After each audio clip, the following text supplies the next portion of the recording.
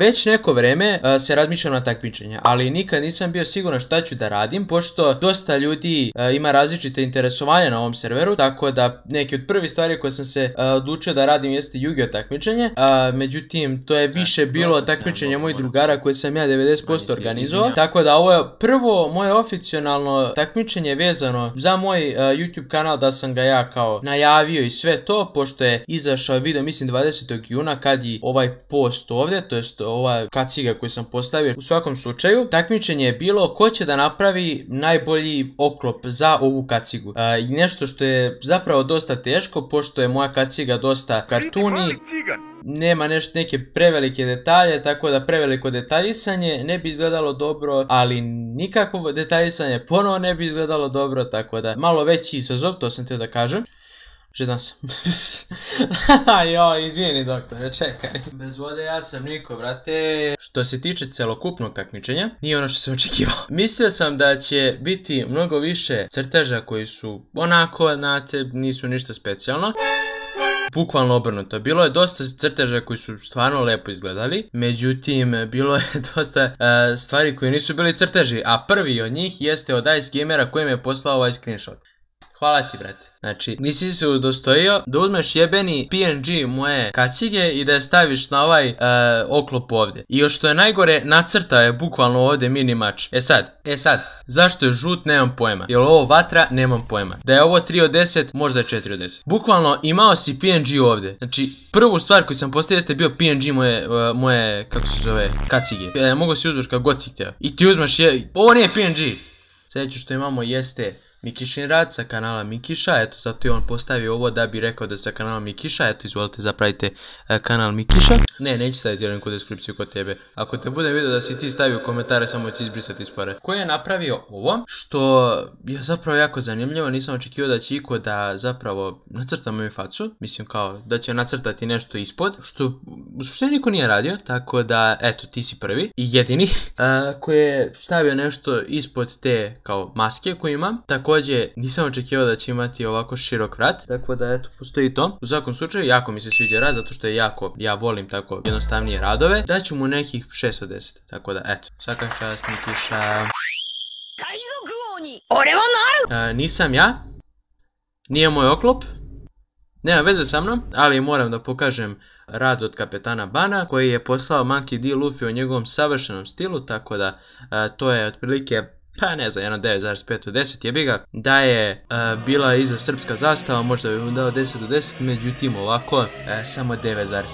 I krećemo sa Emilovom sagom. Svaka čast majmune, photoshopovao me na najte iz jebenog Clash Royale. Što je najgore, uzeo je PNG. Znam da je uzeo PNG. Vidiš ovdje, ovo ovdje. Ovo je PNG. On je namerno obojio ovo da mu se ne vidi glava. I šta je ova bela linija ovdje? Znači, ostavio je ovu belu liniju, što mu nije prvi put, vidjet ćete poslije zašto. A belo voliš, jeli? A volim.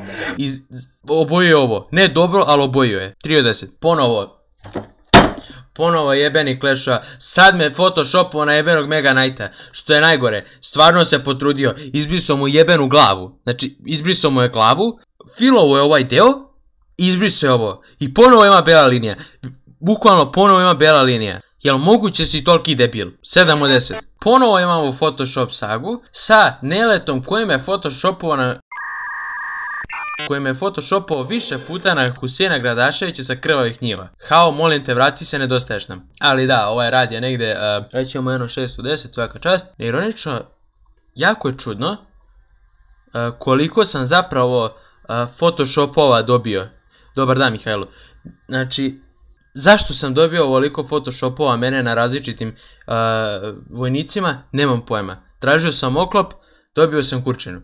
Sad zapravo prelazimo na neki rad i to je od Mareta koji je poslao zapravo rekreaciju i moje kacige sem čitavog armora. Zapravo mi se dosta sviđa, volimo grtač, zato što imamo grtač, vidiš ga. Sviđa mi se kaiš bez razloga, kaiš bez razloga je najbolja stvar. Kaiš bez razloga je nešto što je neophodno svakom armoru. Sem toga ovi dragulji koji je jako nepotrebni, zato mi se sviđaju. Ali najbolji deo jeste ovo na sredini, to jest kao kod mog stomaka, što izgleda kao da može se otvara.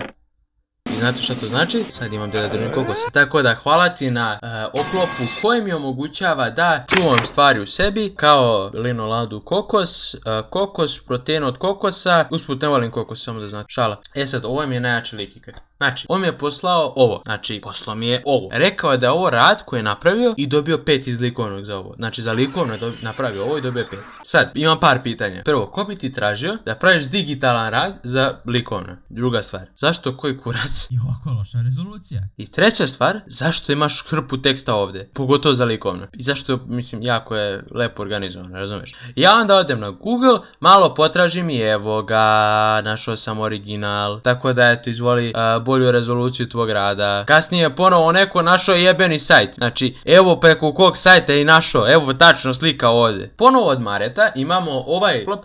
Druga verzija njegovog oklopa odlučio sam da je ubacim zato što je mnogo bolja od originala. Sviđaju mi se ruke. Ako možeš da mi objasniš šta je ta plava stvar tu, bio bi ti jako zahvalan. Sem toga, produžio grtač, jako pozitivna stvar. Ponovo ima custom kacigu koju je napravio, to je ogroman bonus, tako da ovo je nekih 7 od 10. Emile, jebem ti mater. Eto, stvarno, znači sad nije ni obriso ništa, znači makar vrh ovaj nije htio da obriše. Ni to. Da, evo je ponovo ta kaciga ovdje. Usput, sa strane samo vidite ovdje ljudi kako ulazi i izlazi. Sada imamo jedan prelep rad, ne znam zašto izgleda kao da imam zube, tako da daćemo mu jedno 610. Ponovo još jedan Photoshop, sada su koristili custom kacigu i toliko me dokurčilo da me ljudi photoshopuju na, kako se zove, stvari kada tražim da se nacrtaju, da sam odlučio da napravim drugo takmičenje. Evo, najavljam još jedno takmičenje, svaka vam čast, to jest nije takmičenje, više video, kao običan video, nećete biti nikakve nagrade koševe. Znači, ovdje kod main chata ovdje ovako, pa ću ovdje ispod hrane napraviti još jedan text channel koji će da se zove sandvič. Ima da postavim sliku sandviča ili tanjira ili šta već i vi mi napravite sandvič. Znam da otkrademo nekog, ne interesuje me. Znači, ko mi napravi najbolji sandvič, reći ću mu bravo, ne znam šta ti kažem. Ako hoćete radite Photoshop i nešto smiješno, radite tu. Eto, tu ću ocenjujem komediju, neću ocenjujem radove. A da se vratimo zapravo na crteže. Ponovo imamo kapetana Bana koji me photoshopovao na jebenog vojnika i stavio iza vojska Republike Srpske. Sad, kakve veze ovo ima s oklopom, nemam pojma. Zašto je čovjek na mom serveru, nemam pojma. 610. Eto, toliko smo, znači, toliko ljudi photoshopuju mene, umjesto da zapravo nacrtaju nešto. Napravili su jebenu FIFA karticu, ne igram FIFA, ne mrzim FIFA, ne interesuje me FIFA, i Yu-Gi-Oh karticu. Vrhovni Davor, Variori, YouTuber, Vrhovni Davor ima 3 efekta. Prvo, kada je ova karta na terenu, ti daje da vučeš 2 karte svaki potez. Druga, jednom po potezu možeš prizvati još jednu YouTuber kartu. Znači, postoji ih više. Napravite ih par i pošaljite mi. Ali nemojte budu ovako ove pavred, jebi ga, ono, da je normalno da može se koristiti. Treće, Davor može da banuje jednu kapu, jedi govne. Ko mi je ovo rekao? Ti, okej, da znaš samo jedi govne.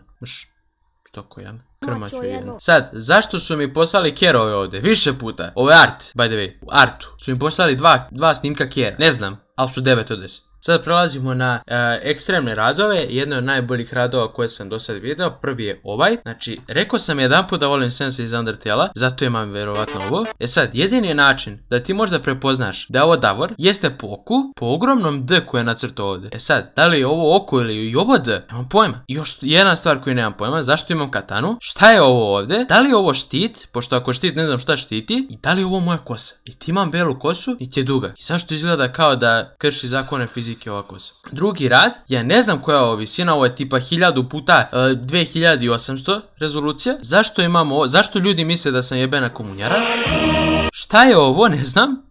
Šta je, jel plivam? Znači, kad sam pravio takmičenje, očekivao sam ovako nešto, razumeš? I zato je ovo 8 od 10. Očekivao sam ovako nešto. Ali ono što nisam očekivao je ovo. Sad ste i vi traumirani, nisam sam ja. Ponovo isti rad, od iste osobe. Ovo je sad 3 od 10. Zato što je kopirao sam sebe. I dalje nije popravio ovo. I sad zapravo da pređem na ozbiljne radove, a to je ovo. Ponovo od srpskog Zoldika. Ne znam zašto je, kako se zove, poslao po 40 radova. Ali neka. Bolje to nego gledam Photoshopove. Pola sam preskočio, nisam htio više da ih gledam.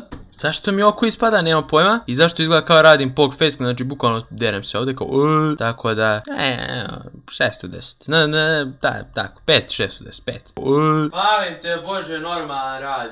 Ima da stojim za ovo, eto. Nemanja, Neca, Đ, zaslužio si, eto, stojim dok ti pričam ovo, voleo bi da imam standing desk, ali nemam. Tako da čekaj, da li mogu da podignem ovo? Čekaj, evo manke, ovako Tokyo Revenger, sad ću stavim na to. Hoću da stojim dok pričam. Čekaj, fali mi još 3 manga. Davore, kad ćeš raditi manga kolekciju? Neću nikad, koristim ih za držanje ovog mikrofona, neću da ih gledam. Tako. Mikrofon trenutno stoji na 20 volijuma mangi, tako da, eto, mislim da je dovoljna visina. Obožavam ovaj rad.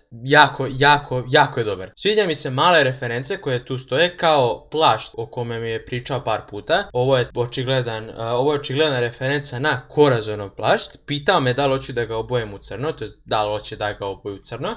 Ja sam rekao ne, zato što zapravo izgleda dobro i ovako. Znaš, Doflamingo ima roze, Corazon ima crno, ja ću da imam belo. Mislim, sivkasto, tako, ali belo. Što se tiče kaiševa, random kaiševi su tu, bez razloga postoje, to se ceni, to volim. Obožavam što imam broj 28 patike, to jest štikle, imam broj 28 štikle, tako da realna reprezentacija Davora u pravom životu. Ostavio je prostor za glavu, pošto je ovo tradicionalan rad, nije digitalan, tako da ako bi on bio pobednik, ja bi ovo morao da konvertujem u digitalni rad, što bi ja morao da radim, možda se radim s njim, ali većinski ja bi morao to da radim. Da li ima grešaka? Ima, ja bi popravio dok bi crtao to. Prvo, moja kaciga je jako jednostavna, tako da bi morao malo da je korigujem da bi imala više smisla s ovim. Drugo, kod moje desne ruke fali ti kaiševi koji povezuju ta dva dela oklopa, koji se nalazi na levoj ruci, ali nema na desnoj. Tako da ima par sitnih greškica koje bi ja ispravio, ali u suštini ovo je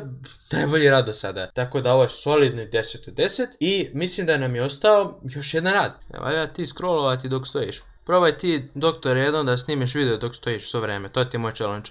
I to je finalni rad od Srpskog Zoldika koji je poslao do sad 40.000 radova, ali ovo mu je finalni. Ima brdo referenciji. Prva, očigledna, jeste na Berserker Armor, koji je jedan od najlepših oklopa u animeu, ali i dalje, kako se zove, problemi u tome što se baš ne slaže sa mojom estetikom. Što se tiče moje kacige, koja je prepravljena kako bi se uklapala u čitav stil. Što se tiče brdo referenciji, prvo, rekao sam, to Berserker Armor. Mač je Regokov mač, to jest Tanjirov mač kasnije, govorim zbog garda koji ima, zato što sam dosta igrao Project Slayer, sada ga ne igram toliko pošto me je realno smorio, ali dok sam pravio ovaj video, to jest dok je trajalo ovo takmičenje, obožavao sam tu igricu, tako da hvala ti na tome. Ne, nije mi ovo omiljena katana, međutim jedna od lepših. Primetili ste verovatno tačkice po mojoj levoj ruci, to bi trebalo da bude referenca na Loa i njegovu kapu. Sanjijeva cigara u mojim ustima, verovatno